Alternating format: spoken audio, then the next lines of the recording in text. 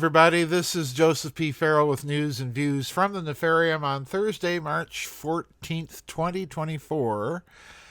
Before we get to it today, I'm going to be talking about all of those weird airplane incidents.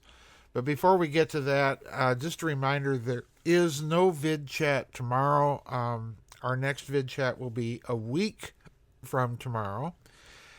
So I'm right now in the middle, too, of a couple of bad weather fronts. It's really dark outside, so I'm trying to record this before the weather gets up in our face and prevents me from doing it. All right, so you've all heard by now of those strange incidents with Boeing aircraft, and it seems with United Airlines in particular. And I have some thoughts about what may be going on. And as usual, I'm not going to seek one particular explanation. I think we're looking at a confluence of explanations, but two in particular.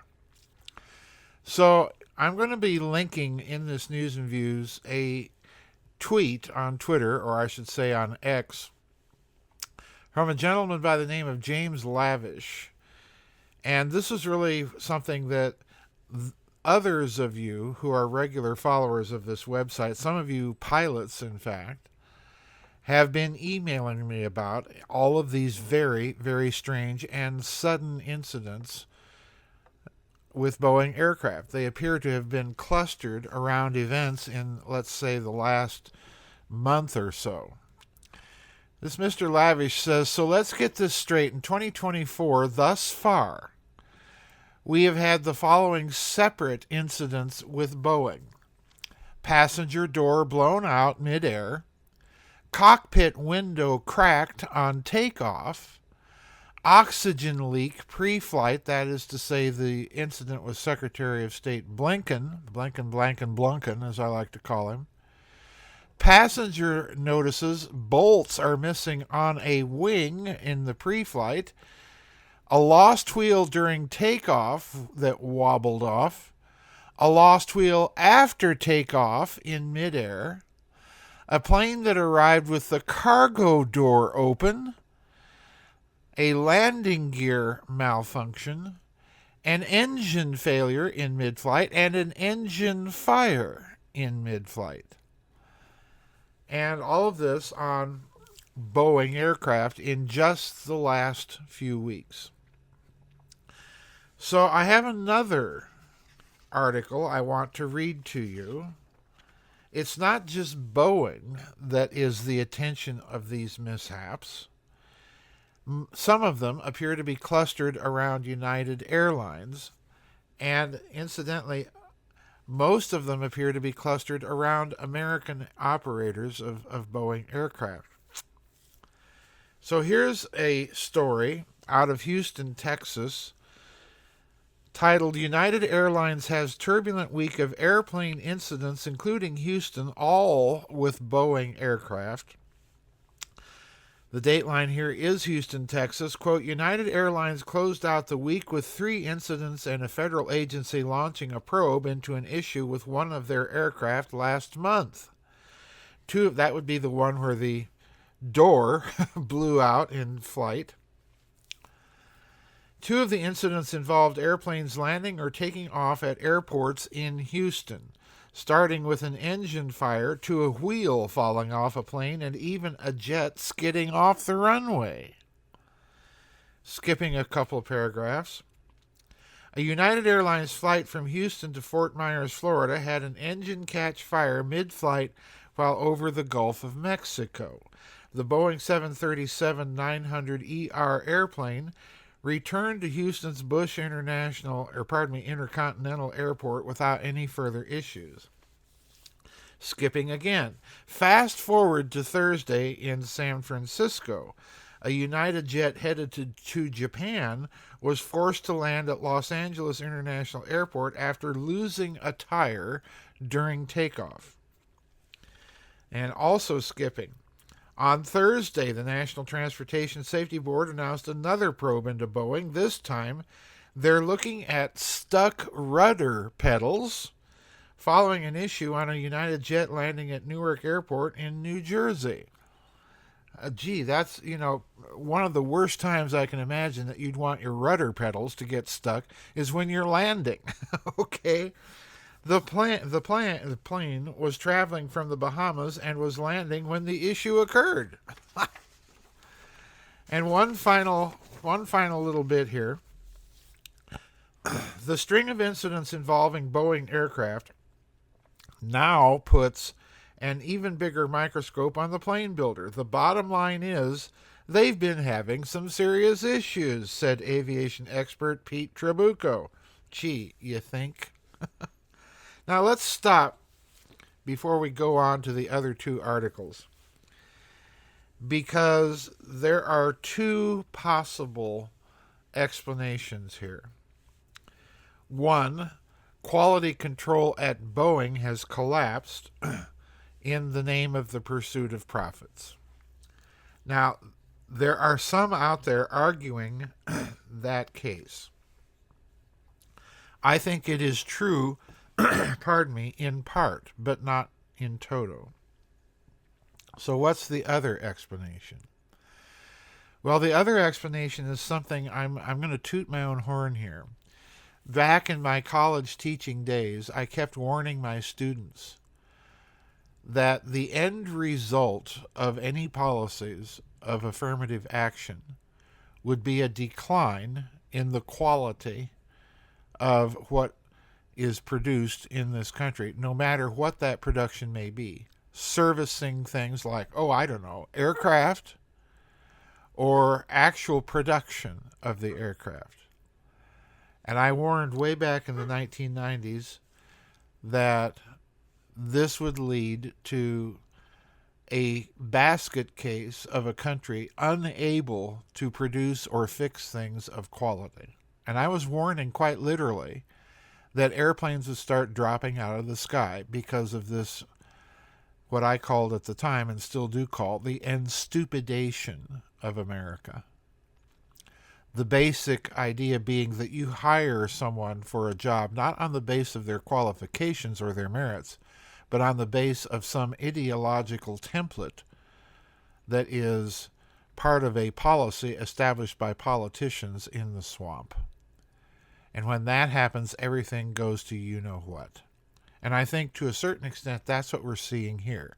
Because if you look at these airplane incidents recently, many of them could either be attributed to false manufacture.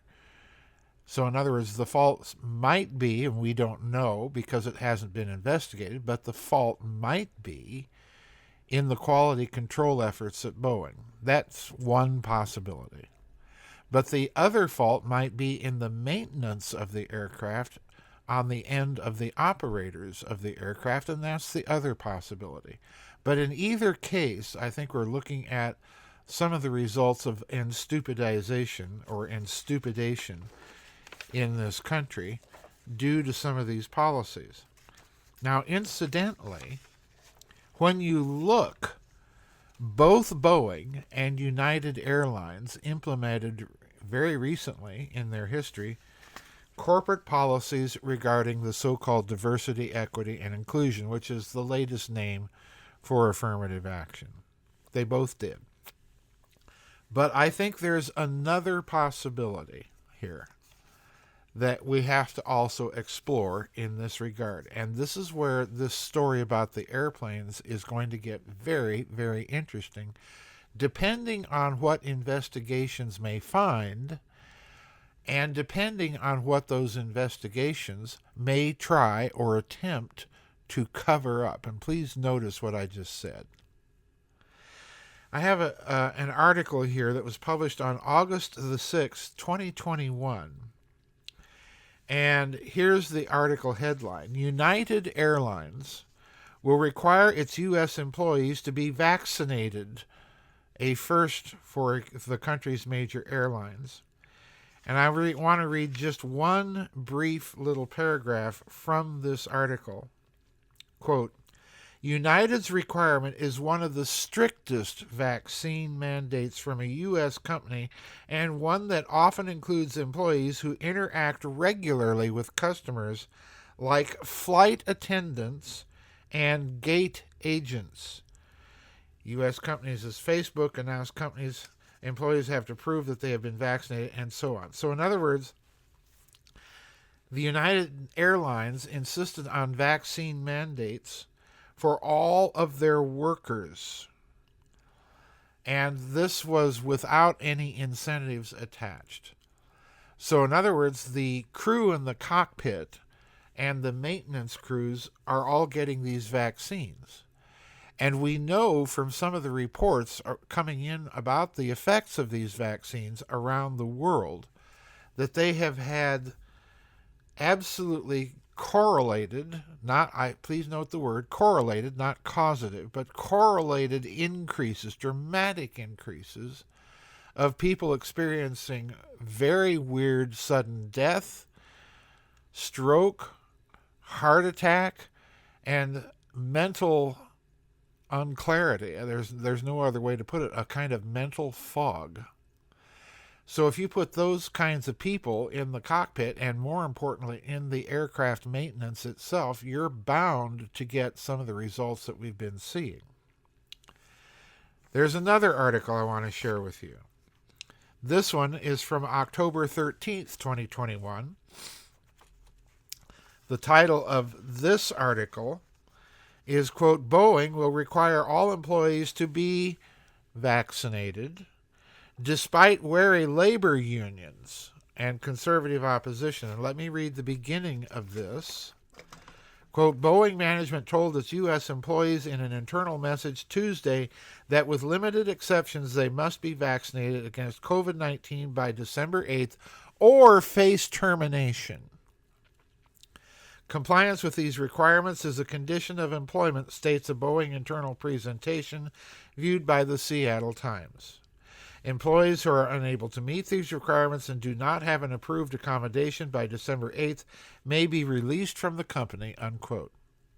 The policy will apply to roughly 125,000 employees in the United States, about 57,000 of them in Washington State, where they actually make the airplanes.